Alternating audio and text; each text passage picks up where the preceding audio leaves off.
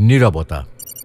পৃথিবীতে কমিউনিকেশনের যত ভাষা আছে সব ভাষার উপরে হলো নীরবতার ভাষা। নীরবতা ক্ষেত্র বিশেষে আলাদা আলাদা ভূমিকা পালন করে। কখনো দারুণ প্রতিবাদ, কখনো সম্মতি, কখনো উপেক্ষা ইত্যাদি নানা অর্থকে প্রকাশ করে নীরবতা। কাজেই শাব্দিক শিল্প, চিত্র, সঙ্গীত কিংবা মিশ্র শিল্পর মাধ্যমগুলো এই নীরবতাকে শিল্পের মর্যাদা দিয়েছে। আসুন আর জেনে নিই নীরবতা নিয়ে উক্তিগুলো। নীরবতা একটা উপহার।